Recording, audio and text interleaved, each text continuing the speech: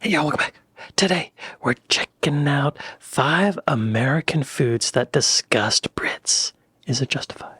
Hi, and welcome back to the Girl Gone London channel. If you're new here, my name is Kaylin, and today I'm talking about 5 American dishes that completely confuse British people. I've lived in the UK for over 10 years now, and in those 10 years, I have tried to communicate some of my favorite American foods to people here, and I'm often met with confusion, shock, disgust, and all the rest. So let's jump into it. Interesting. I want to know what she's going to say. I saw a jello mold on the front, so I guess jello maybe?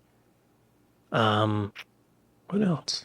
Disgust. I don't know. I can't think of anything. I can't think of anything. I don't know. What disgusts Now, a lot you? of American food does feel pretty familiar to British people. You could land in almost any US city and find things like burgers and chicken and pancakes and coffee and all of it. But the food that really throws people off tends to be the ones that come from very specific situations. So like church potlucks, maybe family recipes, or just like a weeknight dinner that someone in the Midwest might cook for their family. Okay.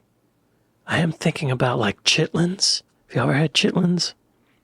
It's a southern dish where they take intestines and they clean them out, and it's basically intestines. That's gross. Pickled pig's feet? That's disgusting. I've never had chitlins or pickled pig's feet, but I bet that would disgust you. These kinds of meals aren't designed to impress anyone at a restaurant. They're designed to be filling and easy to serve and kind of tied to a place in time and tradition. I thought of another one. Maybe grits? I know a lot of Americans who don't like grits, but I love them. To Americans, they often feel normal because they're connected to different memories. Like I said, it's a tradition. It's a relative who always brings the same thing to the family reunion, or what you used to eat after school, or what you might have had on a road trip. And some of these foods don't even really fit into a starter or appetizer, main, and dessert. Sometimes they're sweet and savory. They're just overall kind of overlapping and confusing. And the first one on my list is jello salad. And jello salad is one of those foods that you can't really explain in a way that makes it sound normal because it kind of is strange. It's a classic Midwestern potluck dish, jello mixed with vegetables, fruit, marshmallows, and wait for it, sometimes mayonnaise. Now, on paper, I realize this sounds disgusting. It reads like a combination that nobody would choose on purpose, especially the mayonnaise part, but it exists and it has a history. In many parts of the Midwest, jello salads became popular during the mid-20th century when packaged foods were seen as modern and convenient. Gelatin dishes had a very special occasion feeling, so the bright colors and the molds made something that you could make ahead of time, and it kind of looked like it took more effort than it actually took. People started adding essentially whatever made it feel more substantial, so canned fruits or shredded carrots or marshmallows, nuts, cottage cheese, and sometimes a creamy layer of whipped topping or mayonnaise. A British person encountering jello salad would be completely beside themselves, both at how it looks and whether it's supposed to be a dessert or a side dish, why there are vegetables and marshmallows in the same dish, and also jello in the UK isn't known as jello, so it's called jelly in the UK, so that's already a difference. And again, jello salad in the Midwest in America is not based on logic, it's based on tradition and familiarity. People bring it because that's what their family has always brought. It works very well for a crowd, it can sit out for a while, it's easy to portion, and it adds something different to the table that's typically like casseroles and meat dishes. Now the next thing— Yeah, the only time I've ever had jello salad, I think, is at like a church potluck, like she's saying. Somebody always brings it. It's always there. I don't know who. I think I've tried it a couple times. It's not my favorite thing, but it's not bad. It's not bad. Thing on my list is called Frito pie. Now, if jello salad seemed too strange, let's talk about Frito pie because it's very simple. It's very informal. It's essentially chili, cheese, and onions poured directly on a bag of Fritos corn chips. Yeah, it's good. It's not poured into a bowl. It's poured into the bag itself. The bag is the container. And if you're used to things being served in bowls and on plates, then Frito pie is not for you. But for many people in America, Frito pie is a very special dish. It's not really dish. There's no dish involved, but it's a very special food that's all about convenience. You might find it at sporting events or fairs or school fundraisers and concession stands, places where it's easier to eat while walking or standing rather than sitting down. Cleanup is super easy because it's all in the bag. It's very practical. You just throw away the bag when you're done. And the chips are sturdy enough to hold the chili and the toppings for a little bit. It's kind of like, I mean, I'm sure you can imagine what it's like, but it's kind of like nachos, but instead of corn chips, they're Fritos, which are corn chips, but, you know, they're Fritos. I would also think it's kind of like, maybe like a poutine, or like British chips with gravy on it, like, you know, or mincemeat or something. Kind of food that is a comfort food. It is meant to be satisfying. It is not meant to be healthy. It's salty, it's warm, it does exactly what it needs to do. I can't imagine a British person ever eating this. It can be very messy. Even though cleanup is easy, it can be very messy, but then you can just go to the bathroom and wash your hands as opposed to cleaning up dishes. Now, as I'm recording this video, I think y'all would like it. It's not amazing, but it's fine, you know? It's not disgusting. Or use code LONDON for 10% off. Now, the next one on my list is called Cobb salad, and I feel like now we're getting more towards things that maybe you might have tried as a British person traveling to America. Cobb salad is more respectable than the other two on my list. It's lettuce, chicken, bacon, and eggs, but it has a very particular presentation. So this is where Cobb salad is specific.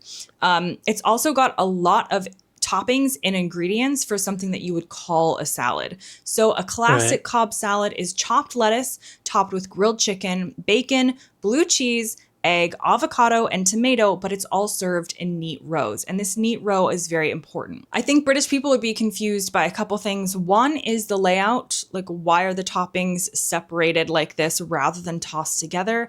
And the other is the content. So there, like I said, there's a lot of ingredients in a Cobb salad, and this salad can include as much protein and richness as like a full main meal. You've got blue cheese, bacon, avocado, and egg all in one bowl. It's very heavy, which doesn't necessarily go towards the salad category in many people's minds. But in the US, Cobb salad is kind of a classic example of a meal salad. It's meant to completely replace a sandwich or hot lunch. It is not a side salad. Okay, I could see why people might, the fact that it has bacon and eggs in it, I could see why that might throw some people and make it seem disgusting. Meat rows also make it very easy for us picky eaters to manage the flavors. If you don't want blue cheese, you can avoid that row. If you want more chicken in your next bite, you just pull it in from that section. You find this a lot in restaurants. This is something that you would typically order out. Now, the next thing on my list is called Tater Tot Casserole. Tater tot casserole, made famous by a show called 16 Kids and Counting, about an American family who have like a million kids that they don't need. They're very fundamentally Christian, and they eat a lot of tater tot casserole in their home in Arkansas. But it's not just them. A lot of Americans eat what's known as tater tot casserole. It's a very straightforward comfort food. It usually has tater tots, which to a British person are like kind of like the smiles, or like it's like a fried potato. Tater tots, condensed cream soup, milk, frozen vegetables, cheese, and sometimes beef or turkey mixed in. I don't think I've ever had tater tot casserole. I don't think I've ever had it. Condensed soup is very, very important here. In many American casserole style dishes like this one, condensed soup is not a soup. It's kind of the base for the creamy sauce that binds the entire casserole together and gives it flavor. It's almost like a pudding, like a gel. It's like chicken soup that has less water in it, right? I think to Brits, using canned soup as an ingredient like this is not very common. It doesn't feel extremely necessary. It's just casseroles are not as common in the UK as in the US. But in America, they love it. It's quick. It's to the point. You just dump in the ingredients very quickly. It's inexpensive. It's consistent. It helps you feed a family without needing like a long ingredient list or advanced cooking skills. And on top of all of these ingredients, you put the tater tots. So the tater tots crisp up in the oven. So you've got the crunchy, and then you've got the creamy filling underneath. And I do realize that the more I talk, the more my British audience watching this are going to be horrified. Nothing I say in this video is going to convince you that this is worth a try, but I'm just telling you that these are some American dishes that, according to my video title, British people would be shocked and disgusted by. So if you're feeling shocked and disgusted, then we're right on track. It's fried potatoes with cheese and all good stuff. It's good. I mean, I've never had it, but that's the fun of casseroles, right? I think. Actually, Thanksgiving meals are usually just a bunch of casseroles with some turkey and some bread, cranberry sauce. And this is a very common thing to bring to like a potluck or a family dinner because it's just so easy to make. And again, I'm not claiming it's healthy. I'm not claiming it's good for you. We all know it's not. Now, the next thing on my list are called fried green tomatoes. These are a little bit less shocking, but they can still surprise people. It essentially uses an unripe tomato. So you slice the unripe tomato, hence why it's green. You coat it in cornmeal, and then you fry it. And the key detail to a fried green tomato is that it's kind of tart inside. Right. So if you're used to tomatoes being sweet and soft when they're cooked, when you bite into a fried green tomato, it's very firm and it's very tangy, and it can be a very unexpected flavor if you're not used to it. Yeah, the firm and tanginess of the tomato is kind of counteracted by all the fat from the fried breading. So there's a balance there, you know? In the American South, fried green tomatoes are both a practical and a traditional food. Green tomatoes were historically something you might have in abundance at the end of the tomato season, or any time tomatoes didn't have time to ripen. Instead of treating them as a failed version of a regular tomato, people treated them as their own ingredient with a distinct flavor. The cornmeal coating on top adds a crunch, and when you fry it, it brings a richness as well as the tartness that we talked about. When a fried green tomato is done very well, the inside is firm, but it's not super watery. So you have crisp on the outside, like the tart on the inside, not super watery. It's very, very good. And again, this is a very American style thing, particularly in the American South in states like Georgia and Alabama and Mississippi. Now, I do have... Yeah, you can usually find them as an appetizer at restaurants, and usually when I have meals with my mom and we're at a restaurant, if there's fried green tomatoes on that menu, we're getting some. I have one more American food that is going to shock British people, and that also is very popular in the American South, and that is boiled peanuts. Boiled peanuts are exactly what they sound like. The texture of them being boiled is really what makes these good to eat.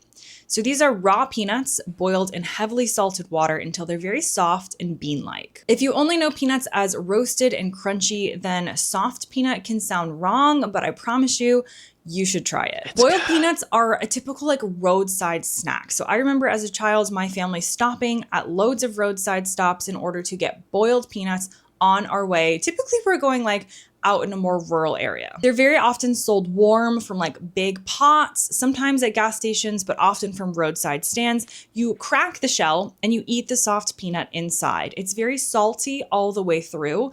And the texture is closer to a bean than a nut, which is where it gets confusing. Y'all, my grandfather was a peanut farmer. So as you can imagine, boiled peanuts were huge in my family. My dad and grandfather used to boil our own peanuts. We would have them quite often. They were wonderful. They're delicious. They're the kind of thing where you're like, if someone offers you some boiled peanuts, no, maybe I'll have one. And then you have one, and you're like, maybe I'll have another one. And you just keep going. And before you know it, you've eaten that whole bag. I could eat that whole bag. It's very Moorish, as a British person would say. They're so good.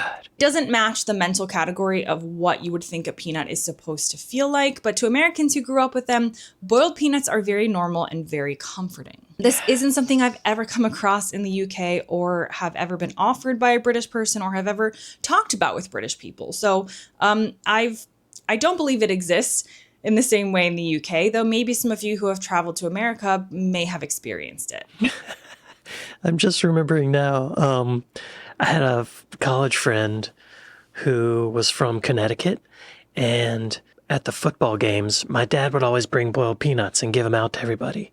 And my friend got some boiled peanuts from my dad, and he loved them. He got addicted to them. And then one day he tried to boil his own peanuts. So in his kitchen, in like a pot, he put some raw peanuts in there. He tried to boil them. He thought it was that simple, which is really funny. But you usually have to have a big vat, and you got to get the salt right. There's a whole proportion thing and a temperature thing. I don't know how to do it, but it's more involved than just boiling a pot of them on your stove. Would British people find those disgusting, though? Like, disgusting? Weird, I can understand. Weird and maybe different, I could understand. But disgusting? I don't know. I guess bacon on a... No, bacon bits. Like, you'll have bacon on a salad sometimes, right? Fried green tomato. I don't know. Disgusting? Let me know in the comments if you would find any of these disgusting. Probably the jello salad people would probably find the most disgusting. Anyway, be sure to go to GirlCon London and like and subscribe. I'd like to thank my patrons. I'd like to thank my Buy Me a Coffee folks. Thank y'all for watching this with me, and I'll see y'all next time.